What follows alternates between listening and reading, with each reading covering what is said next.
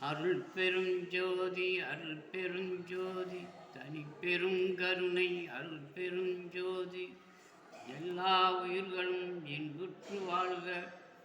சாமி, நீங்கள் என்ன கருத்து சொல்ல போகிறீங்க?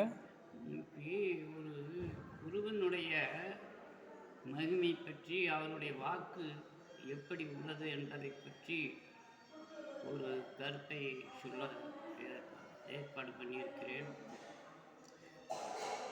ஒரு ஊரில் ஒருவர் அன்றாடம் மலை அடிவாரத்தில் சென்று விறகுகளை பெருக்கி அந்த விறகை கொண்டாந்து ஊரிலே விற்று வாழ்க்கை நடத்தி கொண்டு இருந்தார்.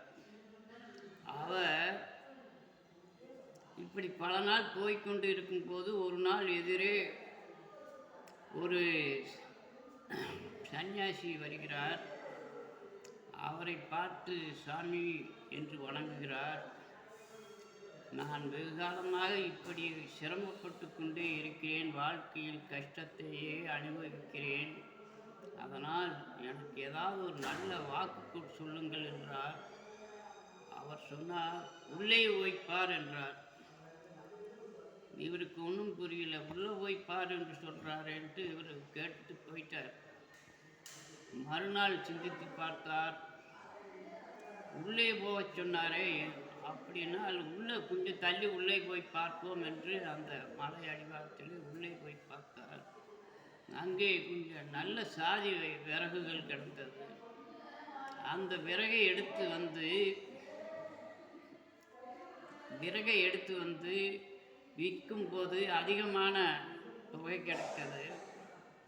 சந்தோஷப்பட்டார். மறுபடி மீண்டும் இன்னும் கொஞ்சம் உள்ளே போய் பார்ப்போம் என்று உள்ளே போனார். அங்கே நல்ல சாதி மரங்கள் கிடைத்தது. அதுகளை விற்று வந்து வீட்டு உபயோகத்திற்காக மாதிரி, எண்ணெய் நிலைகளுக்காக மாதிரி தேக்கு மரம் போல் மரங்கள் கிடைத்ததுனால் ரொம்ப அதிகமான தொகை கிடைத்தது. சந்தோஷப்பட்டார். சில நாள் இப்படியே வாழ்க்கை நடத்தி கொண்டு இருக்கும்போது ஒரு நாள் மீண்டும் உள்ளே போய் பார்ப்போம் என்று போகும்போது அங்கே ஒரு கரும் நிறத்தில் மணல் கிடந்தது. அந்த மணலை பார்த்துட்டு வந்து ஒரு இரும்பு வேலை செய்யும் ஆசாரி இடத்தில் கேட்டால், இந்த மாதிரி கரையர்னு ஒரு மண் கிடைக்கிறது, அது என்னத்துக்காக அப்படின்னு கேட்டார். அதை அள்ளி கொண்டு வாருங்கள் பார்க்கலாம் என்றார். அள்ளி கொண்டு வந்து கொடுத்தார். அதை இரும்பு தயாரிக்கக்கூடிய மணலாக இருந்தது. அதை நிறைய கொண்டு வாருங்கள், நிறைய பணம் தருகிறேன் என்று சொல்லி அதை வாங்கி கொண்டிருந்தார். மீண்டும் இன்னும் கொஞ்சம் உள்ளே போய் பார்ப்போம் என்று உள்ளே போனார். அங்கே போய் பார்க்கும்போது கொஞ்சம் சிகப்பு நிறத்தில் பித்தளை கலர் நிறத்தில் மணல் கிடந்தது. அதை வந்து ஒருவரிடம், பித்தளை வேலை செய்பவர்களிடம் கேட்டார். பாத்திரம் தயார் பண்ணுறவர்களிடம் கேட்டார். அதை கொண்டு வாருங்கள் பார்ப்போம் என்றார்கள். அவர் அள்ளி கொண்டு போய் கொடுத்தார். பார்த்துட்டு, இதை நிறைய கொண்டுட்டு வாருங்கள், உங்களுக்கு நிறைய பொருளாதாரம் தருகிறேன் என்றார். சரி என்று கொண்டு போகும்போது அதை விட இது அதிகமான பணம் கிடைத்தது. இப்படியே சில நாள் நடந்து கொண்டிருக்கும்போது மீண்டும் உள்ளே போய் பார்க்கிறார். வெள்ளை நிறத்தில் மணல் கிடந்தது. அதை வந்து தங்க வேலை செய்பவர்களிடம் கேட்டார். அதற்கு அவர்கள் கொண்டு பார்ப்போம் என்றார்கள்.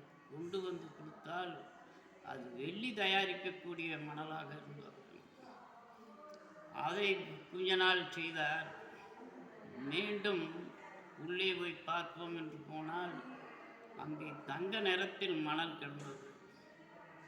அதை வந்து தங்கம் செய்பவர்களிடம் கேட்டார். கொண்டு வாருங்கள் என்றார். கொண்டு வந்து கொடுத்தார். அதற்கு தகுந்த பொருளாதாரம் கிடைத்தது. இப்படி உள்ளே போக போக போக போக பழைய விறகிலிருந்து தங்க நிலைக்கு போய்விட்டார். அந்த தங்கம் தயாரிக்கக்கூடிய அளவுக்கு போய் பெரிய அந்த ஊரிலேயே பெரிய செல்வந்தனாகிவிட்டார்.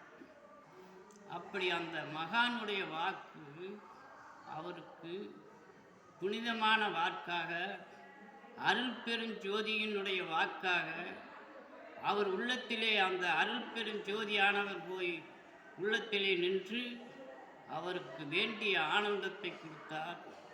அப்படி நாம் ஒரு மகான்களுடைய வாக்குகளை புனிதமாக ஏற்று, புனிதமான வாக்காக ஏற்று நடந்தோமானால் நாம் அந்த அருள் பெருஞ்சோதி ஆண்டவரினுடைய அருளை பெற்று அவருடைய பாதாரம் அடைவோம் என்று சொல்லி, அருள் பெருஞ்சோதி அருள் பெருஞ்சோதி தனிப்பெருங்கருணை அருள் பெருஞ்சோதி.